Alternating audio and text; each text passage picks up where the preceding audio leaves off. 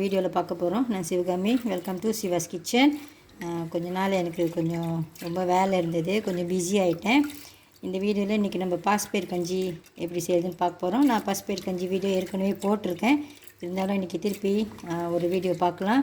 1 cup பாசிப்பயிறு இது.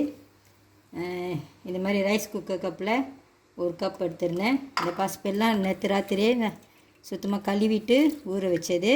இப்போ இதை ப்ரெஷர் குக் பண்ணிக்கலாம். வேகட்டும். பாசிப்பயிறு ஒரு 4-5 விசில் வரைக்கும் வேக வச்சுருக்கேன். தண்ணி சேர்த்துக்கலாம். இப்போ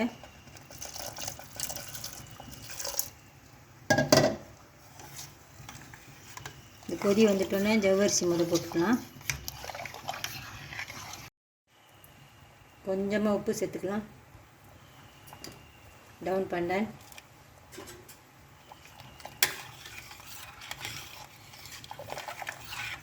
கொதிக்கிட்டோம். கொதிக்குது பாருங்கள். ஜவ்வரிசி போட்டுக்கலாம். ஊற வச்சுருந்தேன், கழுவிட்டு ஊற வச்சது இது.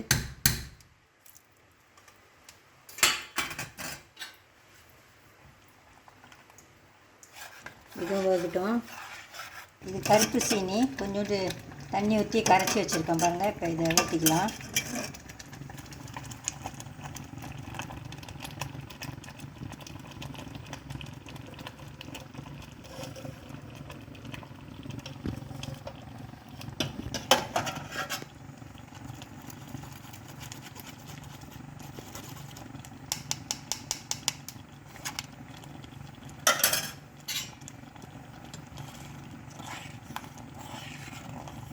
சீனி குறவா இருந்துச்சுன்னா வெள்ளை சீனி கூட கொஞ்சம் சேர்த்துக்கலாம்.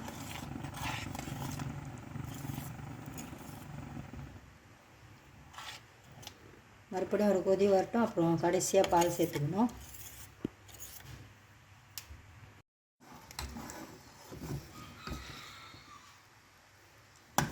கடைசியாக பால் ஊற்றிக்கலாம். பாக்ஸில் உள்ள சன்டான் தான் எடுத்துருக்கேன்.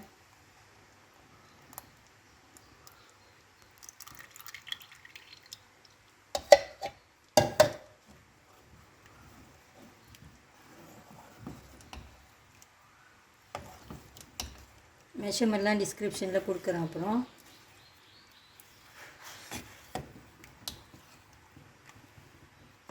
லைட்டாக ஒரு கொதி வரட்டும்.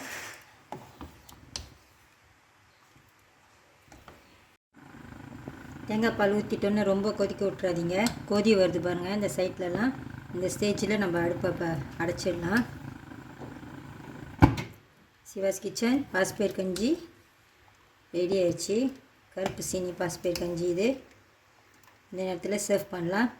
இந்த வீடியோ உங்களுக்கு பிடிச்சிருந்துச்சின்னா லைக் பண்ணிவிட்டு ஷேர் பண்ணிவிட்டு சிவாஸ் கிச்சன் சேனலுக்கு சப்ஸ்கிரைப் பண்ணிக்கோங்க. தேங்க்யூ ஃபார் வாட்சிங்.